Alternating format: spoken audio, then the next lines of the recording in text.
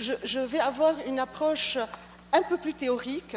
Je ne vais pas directement parler d'un projet, mais peut-être je vais, de façon assez succincte, assez rapide, mettre en perspective la question de la place publique dans son rapport avec les enjeux contemporains. Donc, comme vous le savez tous, nous sommes dans une période de grande mutation. Nous sommes dans une période de grande mutation et on doit nous faire face à de nouvelles problématiques qui relèvent aussi bien de la question de l'étalement urbain, de l'urbanisme commercial, parce que nos villes deviennent de plus en plus des objets de spéculation. Nous devons aussi faire face à donc, la question de la financiarisation des villes, comme je le disais, et la question aussi des grandes métropoles.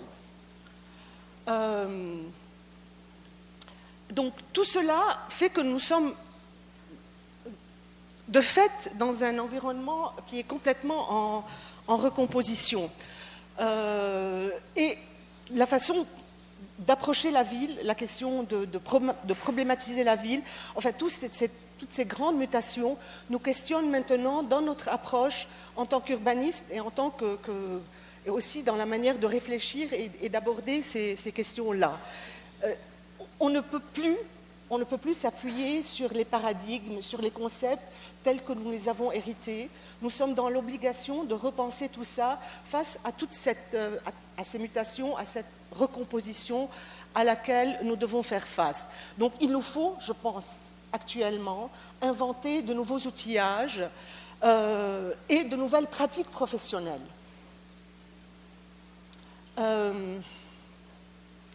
Parce que les transformations touchent plusieurs secteurs et touchent aussi bien, peut-être à des rythmes différents, de manière différente, mais aussi bien les villes du Nord que les villes du Sud. Et ça, c'est quelque chose de nouveau, parce que les problématiques des villes des Suds, jusqu'à présent, se posaient dans des termes différents. Mais là, on est vraiment dans de grandes problématiques qui nous concernent aussi bien de part et d'autre. Et ces mutations aussi, on est dans une grande période où nous ne savons pas très bien vers quelle société nous allons, notamment par la révolution numérique qui elle, est en train d'engendrer de très grandes transformations liées à notre manière de travailler, liées aussi à notre manière de vivre dans nos appartements, dans nos maisons, et qui reposent la question donc, du logement, du transport, et qui reposent les questions jusqu'à présent classiques de l'urbanisme. Donc tout cela engendre des changements, une mutabilité qui nous interpelle. Et aussi, jusqu'à présent, la ville, c'était des spécialistes qui faisaient la ville. Maintenant, de plus en plus, on est appelé à faire la ville avec les habitants. On considère que l'expertise d'usage vaut comme expertise de spécialistes aussi. Enfin, les gens qui pratiquent la ville ont aussi une connaissance de la ville. Donc tout cela remet en question des modes d'approche et de penser l'urbanisme. Bien évidemment, la question écologique, la question de ces villas qui sont de ces villas construites sur le modèle du XXe siècle, donc construites sur le principe de la grande consommation, trouve ses limites.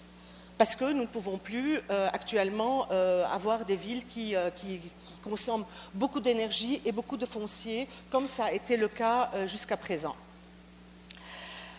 Et peut-être s'il y a une question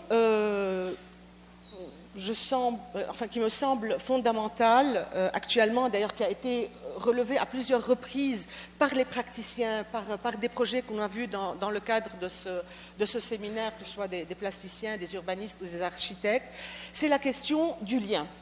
C'est la question de la citoyenneté qui nous questionne aussi bien d'un point de vue théorique que d'un point de vue pratique.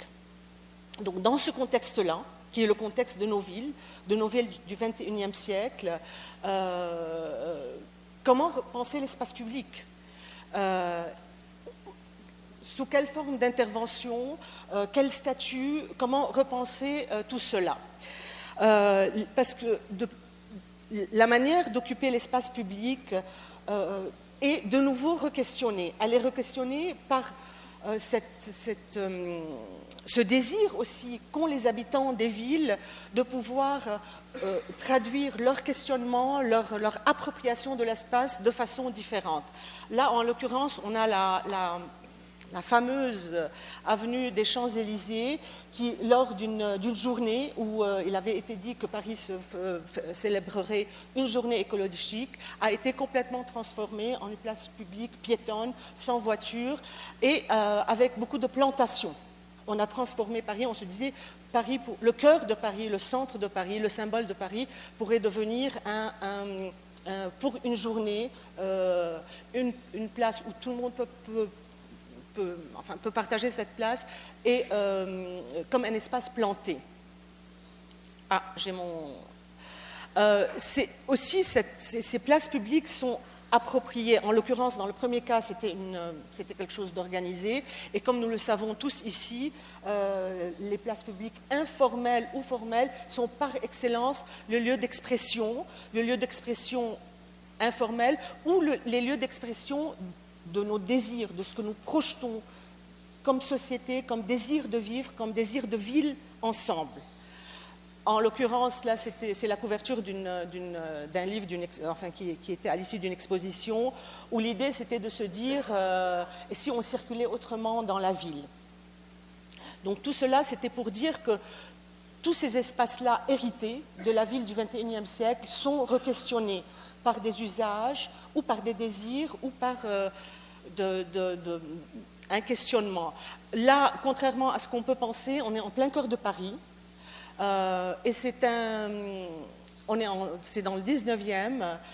Les habitants ensemble ont demandé une petite parcelle qui appartenait à la mairie du 19e pour partager un potager. C'est une cogestion par les habitants en plein cœur de la ville où ils se sont auto-organisés pour planter, récolter et ils font leur petite fête dans ce petit espace qui, vu de l'intérieur, peut difficilement nous laisser penser que nous sommes à Paris. Tout cela pour dire quoi, en fait? Tout cela pour dire qu'on est réellement dans une nouvelle phase et que l'urbanisme classique est complètement désuet actuellement. Il est désuet pour plusieurs raisons, parce qu'il ne répond pas aux mutations, d'une part, parce qu'il ne répond pas aux nouvelles formes de citoyenneté, d'autre part, et aussi parce qu'une approche sectorielle de projet n'a pas pu engendrer des réponses adéquates à toutes ces questions. Quand je dis l'urbanisme classique, c'est bien évidemment les outils qui nous ont été donnés. Je parle d'une génération, vous étudiants peut-être, vous n'avez pas encore eu ces outils-là, mais nous, qu'on soit chercheurs ou urbanistes, nous avons longtemps fait avec tous ces outils, que ce soit des postes, des COS, en tout cas une façon de voir la ville en plan, de voir la ville avec des couleurs et des hachures, qui finalement a abouti à quoi ? A abouti très facilement à une ville où de plus en plus on a couru après le progrès, de plus en plus on a superposé les choses pour arriver in fine à des réponses qui ne sont plus du tout adéquates à ce qu'on a envie ou à l'espace de ville que nous avons envie de partager, je crois, aujourd'hui, même si encore, on trouve, ce genre de projet trouve encore leur actualité. Autant l'image du parking, c'est une image qui date, que nous avons dans nos villes, mais qui date, c'est vraiment l'urbanisme des années 70. Autant là, c'est des images qui sont prises actuellement de Pékin. Donc vous voyez que même si théoriquement on voudrait dépasser cet urbanisme-là, encore il est opérationnel dans un certain nombre d'endroits. Très rapidement, historiquement, la modernité du XXe siècle, elle a quand même établi un certain nombre de normes et de conventions notamment qui ne fonctionne bien évidemment plus aujourd'hui, mais qui a très clairement établi aussi une réglementation concernant la différence entre les espaces publics et les espaces bâtis, et tout cela ne fonctionne absolument plus actuellement. Historiquement, les espaces publics représentaient le pouvoir. La statue du roi, du gouverneur, d'une bataille gagnée ça et là dans le monde. Dans les années 50-75, à l'époque de l'urbanisme normatif, les places publiques ont circulé autour des places publiques. Elles étaient là non pas pour être appropriées, mais comme un outil de l'urbanisme, sans vraiment se poser la question de leur appropriation ou pas. On était donc et aussi, c'est une période qui a construit la ville dans laquelle nous vivons actuellement, où on était dans des logiques de rentabilité. On a construit vite, ce qui est très vrai en tout cas pour les villes d'Europe. On a construit très vite parce qu'on avait besoin de logements. On a souvent construit dans des logiques de rentabilité, et on s'est pas poser réellement la question de l'espace public autrement que par des termes comme les espaces verts, autrement que par des termes qui ne donnaient pas vraiment un statut particulier à ces espaces-là. Actuellement, en fait, on est réellement dans une approche différente sur tous les plans. Que cet urbanisme classique que j'ai décrit jusqu'à présent a montré ses limites. Et on est de plus en plus, non pas dans la façon dont on aborde les choses, il s'agit beaucoup plus actuellement, comme nous le savons tous ici, de planification urbaine stratégique. Donc on n'est plus dans cette réponse par le plan, mais on est plus dans un rapport au projet, dans un rapport de transformation à la ville qu'on pense dans le cadre d'une stratégie beaucoup plus globale, et aussi en termes de gouvernance, c'est-à-dire quels sont les acteurs de cet urbanisme-là avec lesquels nous devons travailler, que ce soit des habitants ou pas. Et bien entendu, la question de l'environnement nous questionne très fortement. Donc, très rapidement, pour revenir à la manière dont on aborde les choses maintenant, nous savons que nos villes ne peuvent plus s'agrandir à l'infini. Nous savons aussi que dans ce contexte-là, nous avons la question aussi des centres anciens. Nous sommes non seulement face à des mutations, mais face aussi à des problématiques qui se posent dans des termes différents. Dans ce cadre-là, nous sommes dans l'obligation de re-questionner le statut de la place publique actuellement. Qu'est-ce que ça signifie? Quel est le rapport de la place publique en termes politiques? Est-ce que c'est l'expression d'une gouvernance? Est-ce que c'est l'expression d'un rapport démocratique dans une société? Donc c'est plus dans ces termes-là qu'actuellement la question de la place publique peut se poser à nous. Dans cette reformulation des choses, et là il s'agit plus peut-être d'un désir que moi j'ai, parce que du fait que je travaille aussi entre des professionnels, des praticiens et un monde académique, indépendamment des grands enjeux, l'idée est peut-être aussi que nous puissions nous revisiter nos formations, que nous puissions revisiter notre manière de faire l'urbanisme, et qu'on puisse décloisonner les champs, c'est-à-dire qu'on puisse travailler de façon transversale aussi, notamment entre le monde des praticiens et le monde académique.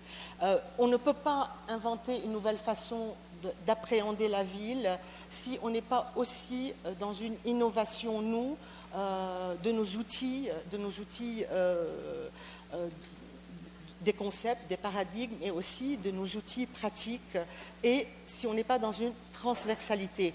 Le projet que nous avons juste vu avant cette représentation nous montrait bien toute l'articulation qu'il y avait entre l'histoire de la ville, la question du paysage, la question de l'urbanité, et de l'urbanisation et de l'urbanisme.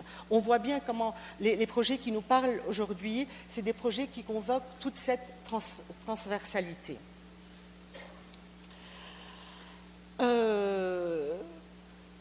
On aurait pu citer d'autres. J'ai choisi de citer Brodillard parce que je pense qu'il exprime bien que le fait de faire un projet d'urbanisme, c'est de reconstruire patiemment, donc j'espère que la personne traduit, les relations entre le monde des objets et celui du sujet. Autrement dit, c'est de donner du sens. C'est de donner du sens à ce que nous faisons et de donner du sens en requalifiant actuellement l'urbanisme.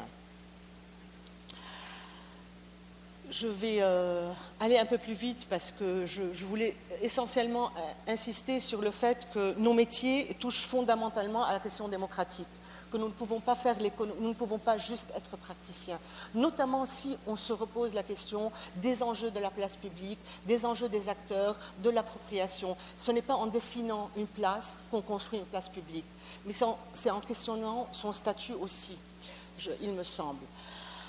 Dans cette nouvelle formulation de projets actuellement, il y a quelques projets qui sont engagés en France, qui sont fort intéressants et qui nous offrent une matière de réfléchir autrement, notamment sur la question des places publiques. J'ai choisi d'en citer quelques-uns et puis peut-être Clément reviendra un peu plus tard dans le cadre d'un travail plus contemporain sur toutes ces questions-là. Donc là, en l'occurrence, c'est la ville de Rouen, où on va complètement revisiter la question des quais, qui jusqu'à présent était quelque chose qui était complètement délaissé dans la ville. Dans cette nouvelle réflexion, dans cette nouvelle approche de la ville, on va de nouveau redonner un statut justement public à ces quais par des plantations, bien évidemment, par un traitement paysager qui va réconcilier ces quais qui étaient à l'abandon avec la ville. Cette nouvelle appellation qui est le projet urbain qui arrive en France dans les années 80, pour le cas de la France, elle arrive à un moment aussi où on a une gouvernance décentralisée, c'est-à-dire on a pu faire autrement le projet, on est sorti de l'urbanisme de plan pour aller vers un urbanisme planifié, stratégique, dans le cadre de projets urbains, parce qu'il y a eu la décentralisation en France, et aussi parce que les collectivités locales ont pu, qui sont proches des habitants, ont pu aussi devenir un acteur important de l'aménagement. Là, c'est un autre projet qui est tout à fait dans la même perspective que le projet de Rouen. C'est la ville du Havre, c'est une ville portuaire complètement détruite lors de la Deuxième Guerre mondiale et dont, à l'identique de Rouen, on va sur plusieurs années requalifier l'ensemble des espaces publics en aménageant les quais, en faisant des places de promenade. Mais tout cela s'articule dans une planification d'ensemble. Donc on n'a pas juste aménagé les quais, mais on a pensé cet aménagement de façon globale. Ce qui m'amène à dire que finalement, effectivement, on est en train de réinventer un nouveau outillage conceptuel avec de nouveaux acteurs et quelque part, les projets actuellement engendrent de nouvelles formes urbaines qui devraient être, en quelque sorte, la traduction d'un projet social. Le premier projet en France qui a inauguré cette nouvelle démarche est quand même un projet qui se situe à Nantes, l'île de Nantes, qui fait partie de la ville de Nantes, qui est bordée donc par les deux côtés du fleuve, qui a commencé en 1980. L'idée a commencé en 1987 de savoir ce qu'on devait faire dans ce cadre-là, et c'est un projet qui, dans sa première phase, va durer 10 ans. Actuellement, il est dans sa deuxième phase et aussi, ils sont partis pour 10 ans.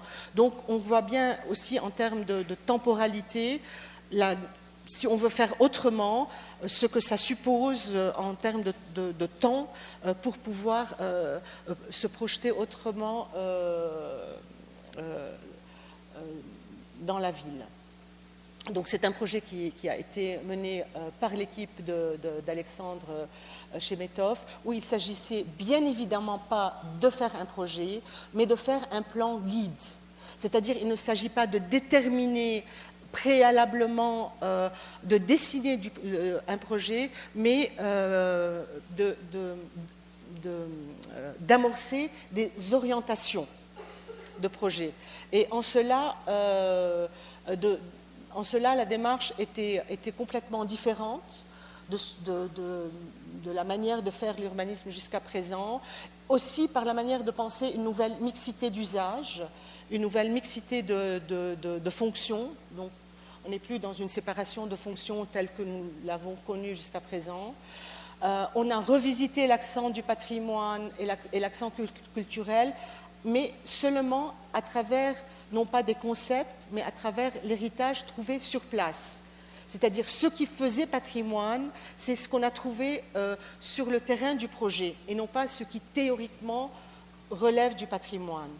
Donc tout cela a constitué une rupture dans la manière d'aborder le projet urbain, qui va aussi beaucoup s'appuyer sur des questions de réhabilitation. Bon, je ne vais pas rentrer techniquement parce que ça n'a pas beaucoup d'importance dans les aspects techniques du projet. Donc, on va aborder, il y a une vision d'ensemble, on va aborder chacune des parties de l'île avec un programme spécifique. On va inviter enfin, les équipes vont être très larges pour participer à ce projet. Finalement, il est souvent cité dans les cours aussi. Il est souvent cité comme exemple, non seulement parce que c'est le premier, mais parce c'est un projet réussi. C'est un projet réussi à plus d'un titre.